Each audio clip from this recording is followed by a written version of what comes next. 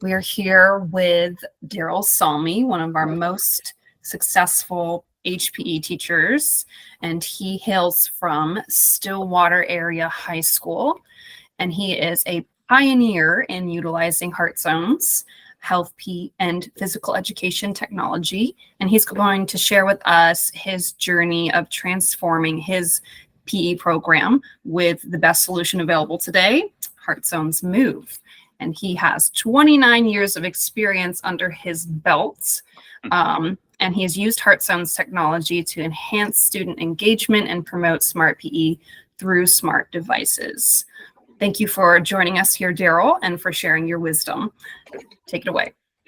All right, thank you. That was a kind introduction, and I appreciate it. I'm happy to be here today to share with everybody and in terms of how I like to use Heart Zones and how I got involved with using this technology in my PE classes, along with many of my colleagues in Stillwater, Minnesota. So with that, what I'll do is I'll share the presentation. I have more in this presentation than I'll likely spend within this time frame, but I figured that way if there's some questions and I need to navigate to it, I'll go with the crowd a little bit, so to speak. So 1 second. All right. And all right, how are we doing? Can you see my screen well? Yep. Looks good. Okay. All right, wonderful. Well, we won't spend a lot of time on me in that first screen, but we'll get into using Heart Zones technology to inspire our students, and quite honestly, to inspire teachers as well with our 21st century learning skills, which are obviously really important in all facets of education. And it's wonderful to have a tool like Heart Zones to navigate the 21st century and allow students to use a technology that's going to help them to be smart consumers of physical activity and health, and quite honestly help them to manage their own health, which is the goal throughout. We want our students to be able to communicate, think critically, collaborate with one another, and Heart Zones makes that especially meaningful as we go through, and I'll share that as I go through the presentation. It's a simple system. I started using it roughly 9 years ago, and as one person in a committee of roughly 8 to 10 teachers in our district, and we were tasked with trying to figure out which type of technology we wanted to use when we were able to get it, when we learned that we had the resources to get heart rate technology. So we sat down and met with a variety of vendors, and obviously Heart Zones being one of those, to learn as much as we could. But we did know going into it that whatever devices or technology that we got, we wanted to be something that was simple to use. We wanted it to be simple for our students, and we wanted it to be simple for the teachers.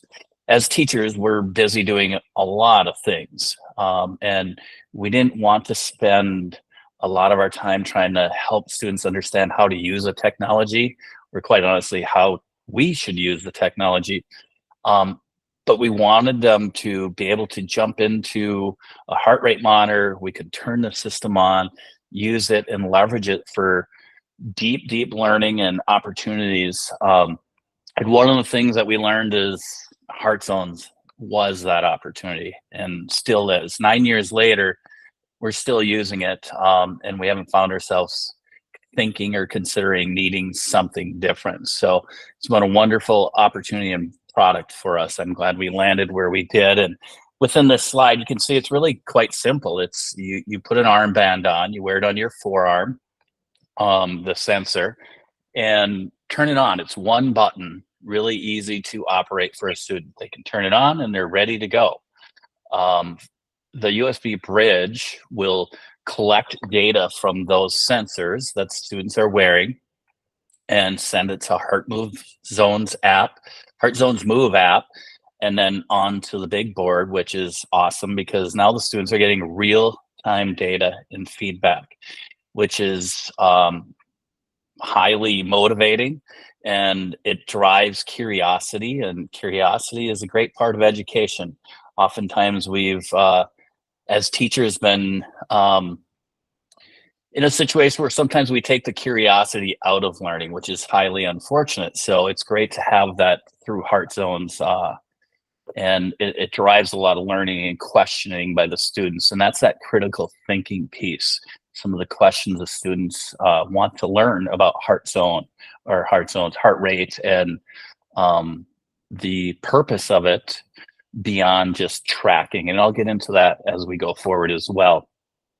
Sarah, will you be able to just share with me if there are any questions or anything? Because I see the spreadsheet or the presentation versus Absolutely. questions. I will filter questions for you.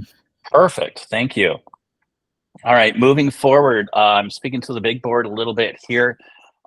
This is where the class is, and it's projected on a wall or a screen of some sort. It gives that immediate feedback again. It's highly motivating. You can use it to set SMART goals. You can use it to play different games. Obviously, we can evaluate and assess our activity. And students can do that as well as teachers. Teachers can evaluate and assess the lesson they had and see if they met their goals. And that might be in a sense of, hey, did I reach and attain MVPA with my students or not? Because that's a key feature for Heart Zones, MVPA, moderate to vigorous physical activity. We want our students to get 50% or more of that in each of our lessons. And now our students and teachers both know, like, hey, we got this, and we can teach the importance, like, what is MVPA? Why is that important? And now let's measure it. And over time, there's going to be an opportunity to really enhance one's health in terms of getting into some of the fitness components and things like that. Moving forward. What does MVPA stand for, if there are those who don't know? Yeah, no, that's a great question. It's moderate to vigorous physical activity. It's really measuring intensity. And within the PE world, within our standards, we're asked to give the kids or provide the students an opportunity to attain MVPA, moderate to vigorous physical activity, for 50% or more of each of our classes. So it allows us to help the kids to enjoy physical activity, get moving, and at the same time educate, which is obviously a part of physical education. So great question. The slide I have up here now are 4 of the tiles that you can see on the big board. The first one on the top left here, where you can see the heart rate at 108 beats per minute. Down below is a little bar graph that tracks time in each zone. The next tile will have fit points and MVPA. Those are 2 of the key data points that I tend to use in my classes. It measures calories and average heart rate as well. MVPA, of which we just had that question in terms of what is that, moderate to vigorous physical activity, 50% or more of the class. I can observe my students and take a guess at who achieved that goal and who didn't. I may or may not be completely accurate with that, quite honestly, but when my students are wearing the Heart Zone sensors, it's accurate and it's really easy to do.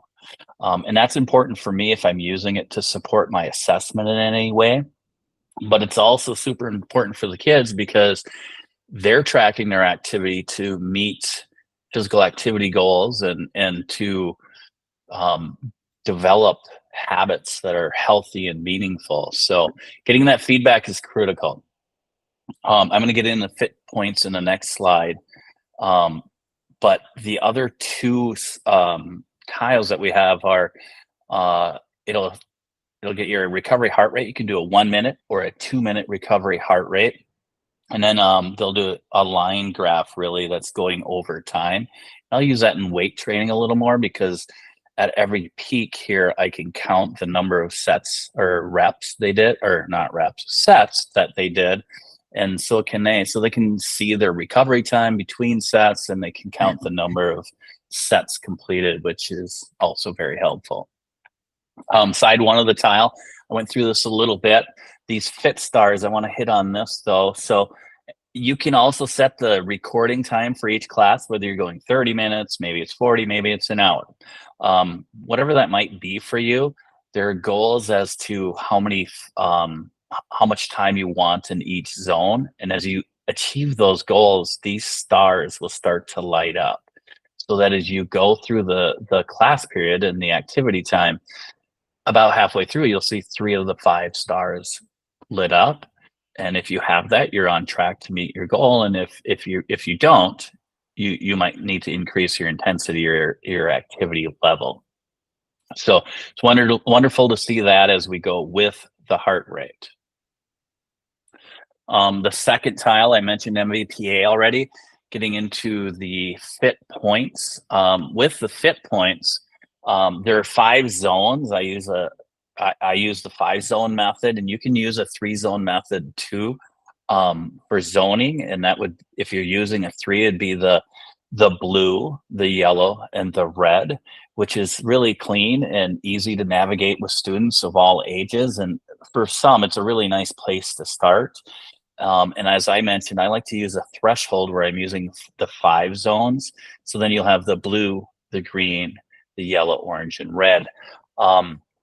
I'll get into that, but these are all worth points. So every minute you're in the low or cool blue zone, you get 1 fit point. For every minute you're in a green, you get 2. For every minute you're in yellow, you'll get 3.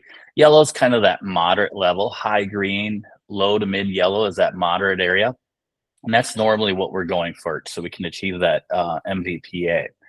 And then orange is worth 4 points, red is worth 5.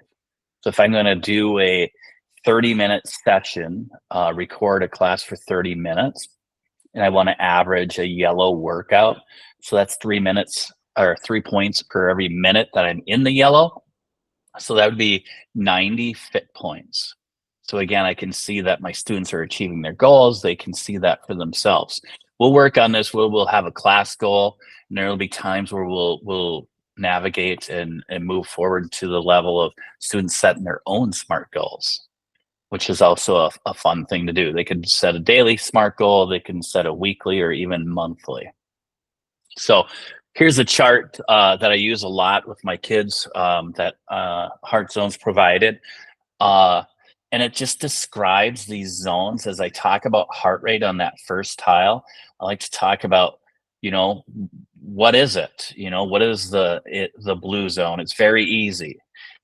It's something where I can easily communicate and carry on a conversation with a friend, and it feels effortless. And I like that. What does it feel like?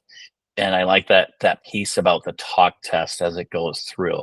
So it's nice to go through this with the kids and then get them engaged in different activities and go through this process. When they see the yellow and they look at the descriptor of what does this feel like, and conversationally, or when I'm talking, how should that feel? What does it sound like?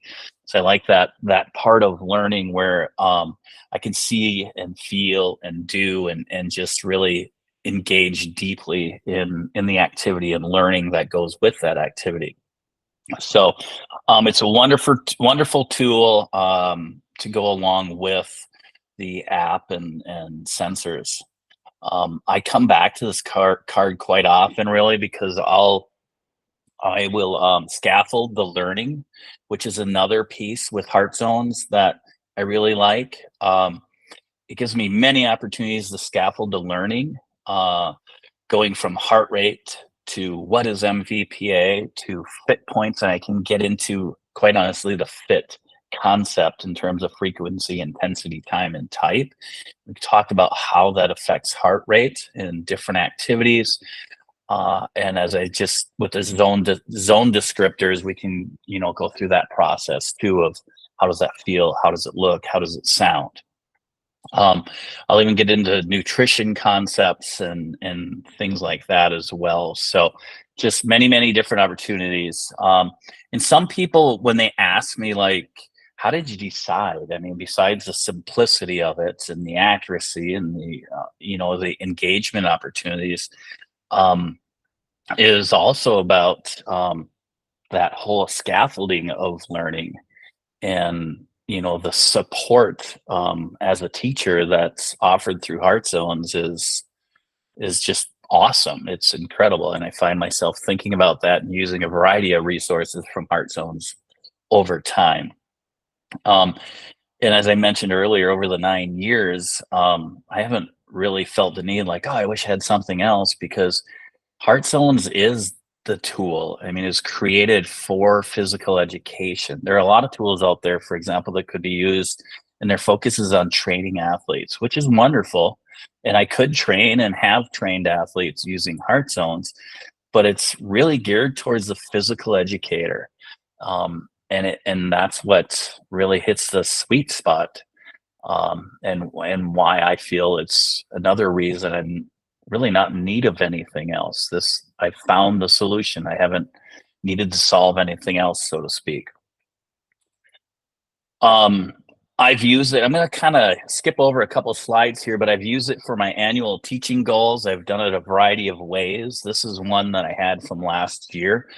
After having students participate in a moderate to vigorous level of intensity, working out or through activity, with their heart rate being at 70% or higher for 50% of or more of the class, I'll have students complete a survey to reflect on how they are feeling, their energy level, and fit points earned. It's hoped that students would feel more positive on the measures over 50% of the time. We'll use this survey a minimum of 6 times over 2 months. I enjoyed doing this one because I was able to engage with the kids in different ways.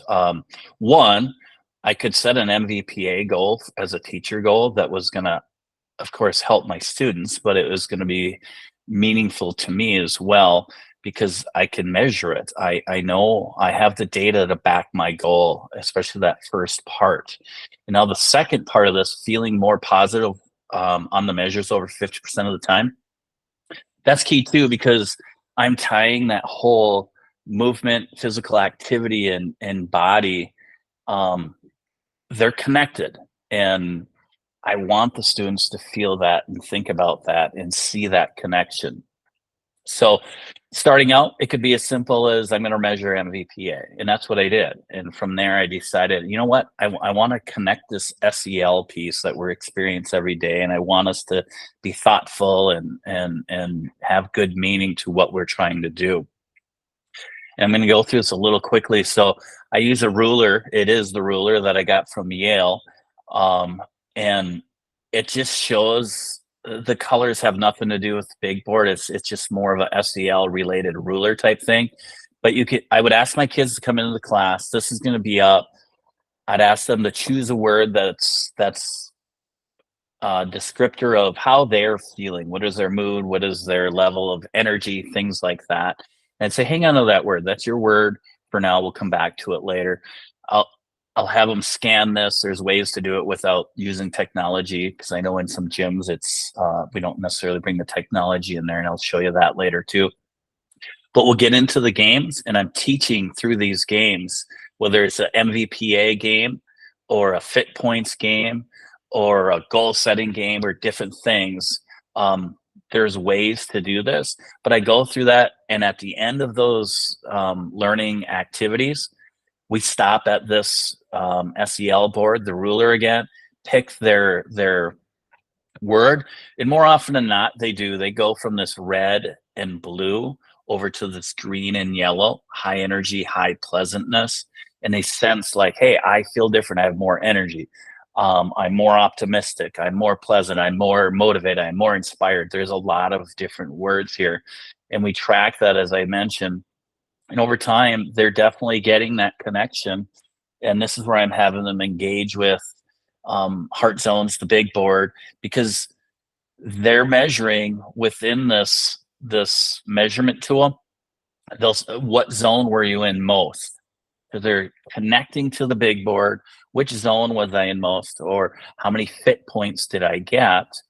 And over time, they'll realize that, hey, it seems to me like the more I'm in this yellow zone, or maybe combination of yellow orange, the better I feel at the end of class. The more energy I have, the more optimistic, the more pleasant. And that's the connection. So now I have that data from the big board and heart zones to support what they're thinking and feeling in terms of SEL as well. So, and here's an example. You can do this, I would just print these out and put them into folders, and they could pick or whichever day is, write the date, and share this information out too. So going a little bit quick through that, but I wanted to give you an idea of just another way to use heart zones to support SEL as well. So the web portal, all of the data for students and classes is available on the web portal. So you can go out there, students can register and see their data. Teachers can go out there and get lesson data over time, or maybe there's a specific day I want to see how it went. I can just log on and go out there.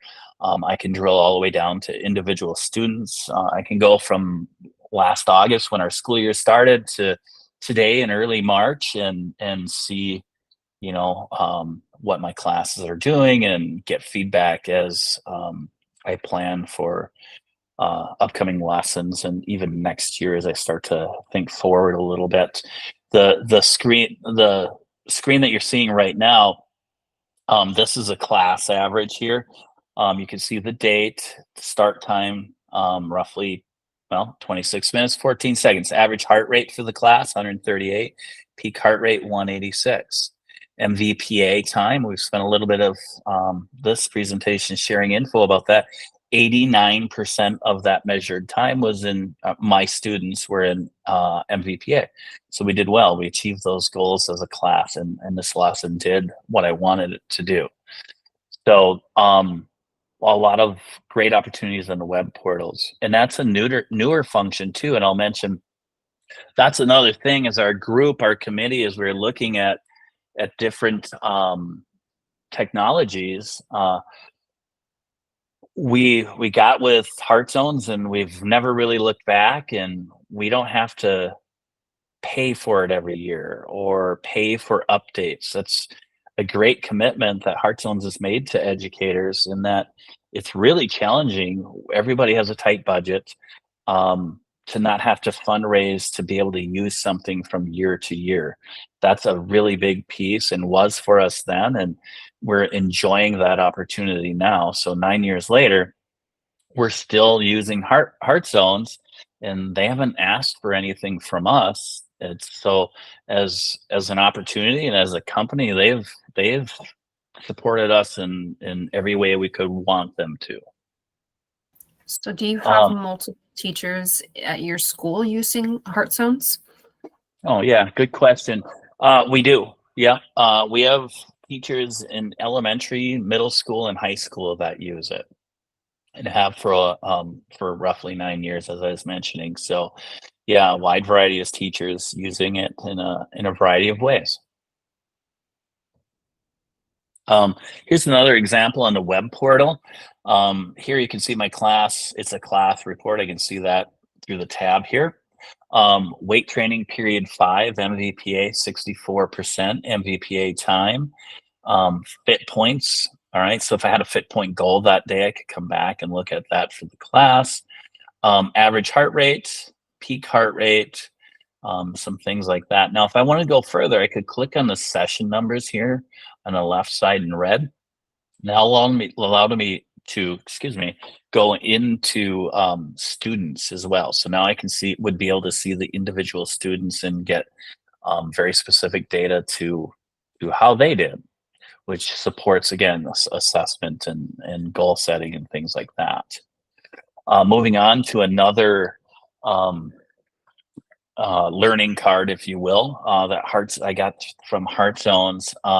Again, you have some of the talk test information, some of the benefits of each of the zones. And I share this with students. These are things that they need to learn and feel and be very aware of. And from here, I'll kind of get into a little bit of nutrition here, in that, nutrition, we eat to provide energy so that we can move and perform and feel good throughout the day.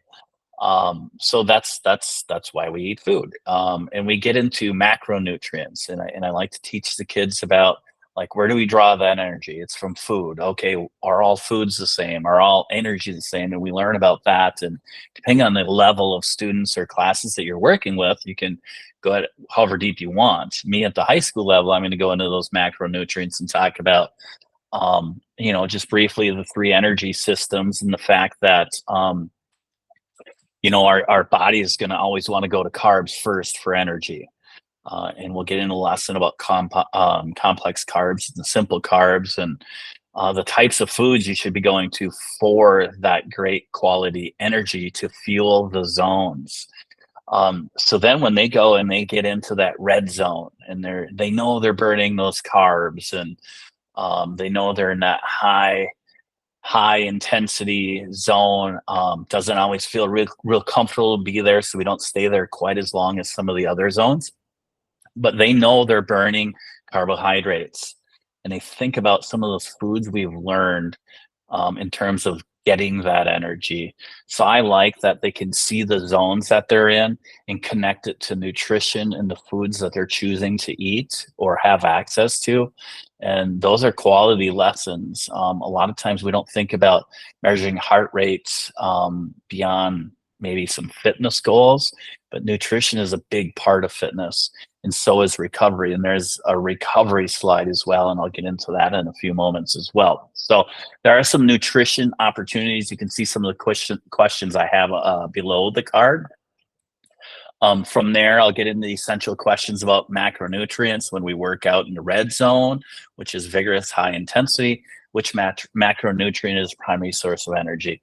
And this is where we're going to have that conversation, think, pair, share type of thing, TPS. And the students are going to think about that, share with each other. As a class, we'll discuss these and just go through that process, and then connect it to the big board. Here are the foods and where you can get them. So just kind of sharing a little bit of my lesson about nutrition. And I'll do that for fats and proteins as well. In terms of critical thinking and analyzing and coming up with a response, I like to create slides like this, which I just took the data right off the web portal. And you can see I highlighted fit points at 138 and over here at 138. So these are two different people, and average heart rate and MVPA, they can look at the differences. Here you can see the MVPA is 88%, and over here it's at 80. So if I were to ask the question, compare these two workouts in terms of MVPA and determine which one you think is best. And they'll talk about that. And most of them are going to come up with, as we've learned about MVPA and what it is and why it's important, that the fact that this is at 88%. So therefore, if you're asking me about MVPA, that's the answer. Now I'll go a little deeper, and I'll go to this fit points here, and they're both the same. And now I'm going to challenge them in different ways, and then I'll ask them to compare and contrast that. Like, okay, there are some differences in these two workouts. Which one is better than the other, I might ask. And they'll talk about that and come up with some reasons. So now I'm really challenging them to look into the data and really compare and contrast and decide why do I like one over the other? Can I figure this out?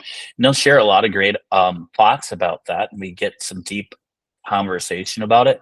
But in the end, the simple answer, quite honestly, I'm being a little tricky just to drive conversation, but I don't really know enough about either person to say, hey, is this good or bad? Unless like you have a goal for MVPA, or hey, the goal is to get 135 fit points, then we know they're both good and they're probably equally as good. But if I'm challenging them to determine which workout is better based on fit points, I'd want to know a little more information, quite honestly. Like, what are their goals? How fit are they? Did they rest well? Are they recovering? Did they eat well? Are they stressed? Are they getting over a cold? Things like that. So again, using the data that I get from Heart Zones, I can drive a lot of different conversations and learning.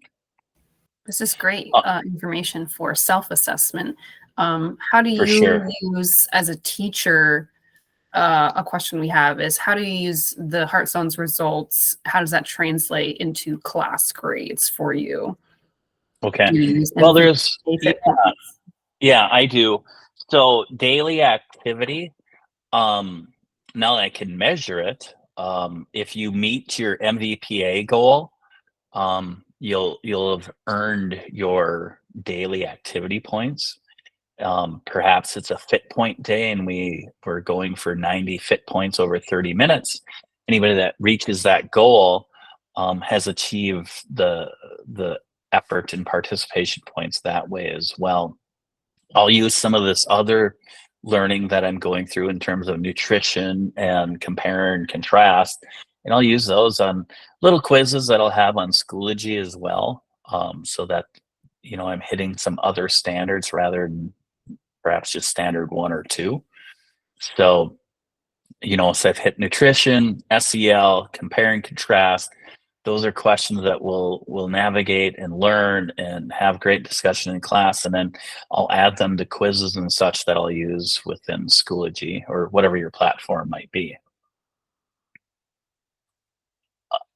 From here, we have this. This is on the app. This is a class average summary report, which again is wonderful because now I can reflect on the lessons and whether it's achieving what I had hoped it would. You can see the class averages here in MVPA, fit points, average zone, real nice average zone there. It's just above the yellow in average, and the bar graphs is there as well. So a great tool for teachers there to reflect on lessons. I will occasionally have students engage in data. I'll put these in the file folders for groups, and they can get it out. And at the end of the class, I might ask them to fill out the zones so that they get used to tracking data and creating a little logbook, if you will, about what they're doing and how well they're doing. Another TPS, think about this question: how can tracking a recovery heart rate be a benefit to you? Why it is important? Join with someone near you, share and discuss your thoughts. So, and that's good. This is always a challenging question. Most have heard about it, but they haven't really thought about the importance of it or how it can tell you anything about health. And it is an indicator of heart health, as the sooner we can get closer to our starting heart rate, the better in terms of indicator of heart health. So the wonderful thing with this is Heart Zones, again, has a tile that measures 1 minute or 2 minute recovery time. So we've all been in situations where we're trying to help students to, go on the carotid artery on the side of the neck or on the wrist and measure heart rates and try not to press too hard. We don't want to affect that. Or students like, oh, I don't really feel it, but I'll say I will, and I'll count a bunch of times here, and I get it. It's hard to say, I don't know, I can't feel it. Or a lot of times, quite honestly, on the wrong side even. So there's a lot of ways that can be inaccurate. It's good to understand that you can do it, but certainly we want to bring in that accurate data again with the kids and measure their recovery heart rates. So that's yet another lesson that I teach about heart rate recovery and how it affects health. Of course, you need to go into the things that affect heart rate recovery too, in terms of, what affects heart rate, stress, anxiety, sleep, nutrition, a whole host of things can go into that, medicines and such. So your heart rate is your heart rate. And I reinforce that again as we go through recovery heart rate, as I want them to be very knowledgeable and to be able to understand, the readings, whether it's heart rate or recovery, and what goes into that, so that they can make decisions on activity and recovery and how they're feeling, that are smart, in terms of being a smart PE and using this technology to leverage that opportunity for the kids. It's imperative. I don't want them to be panicking over one bad reading or something. You need to know what goes into this. That's part of the learning, or it's part of the physical education piece. Speaking of that, Yes. during these recovery heart rates or throughout normal class time, have you ever seen kids that have unusually low or high heart rates that's concerned you? Yeah. Yeah, you do occasionally see that, and that's a great opportunity to connect with kids, um, and have those conversations one-on-one a little bit too, where I'm really asking those questions. Have you been feeling well? Are you on any medicines? Things like that.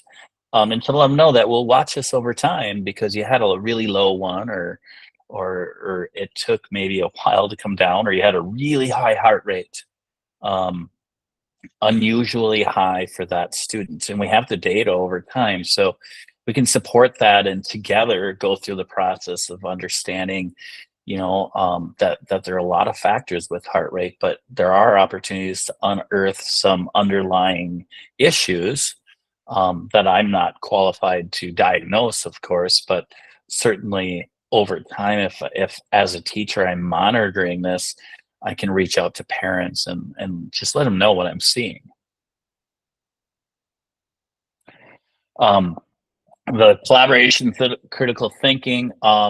This is just a video I have. I won't watch the video now, but it's this opportunity where my kids were out and they're active in the gym and they're coming back to me and they're in the big board, and we just did a recovery heart rate together, and I'm discussing the importance of recovery heart rates and why it's important to track, and gives us meaningful information about our heart.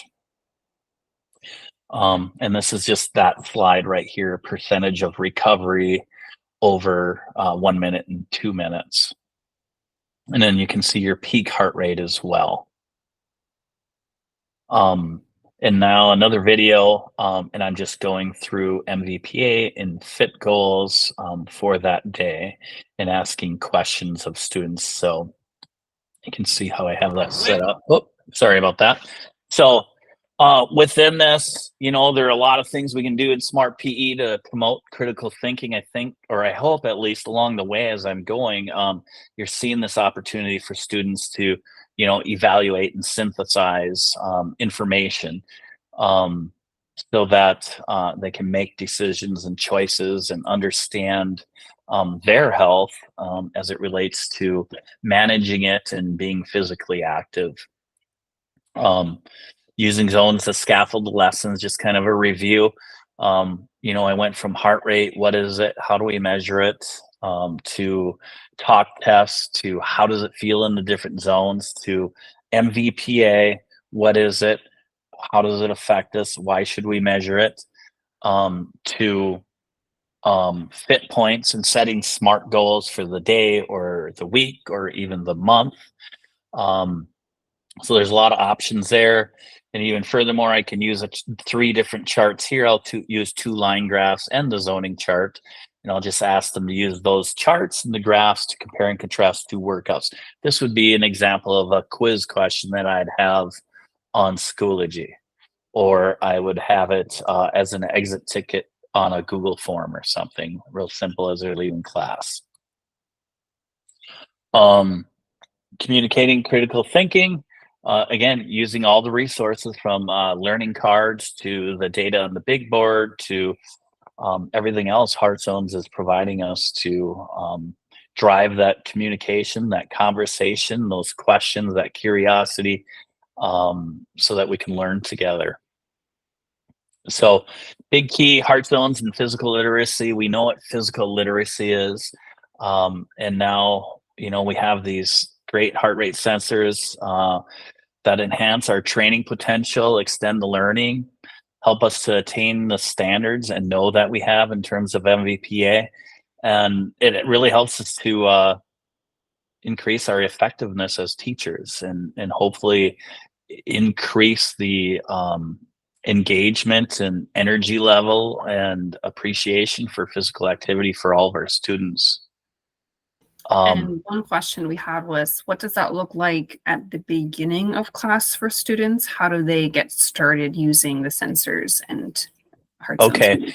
Yeah, that's a great question. So they'll come in and grab their sensor. Each student has a sensor. It's numbered, and I have it in a hanger on a mobile cart that I have.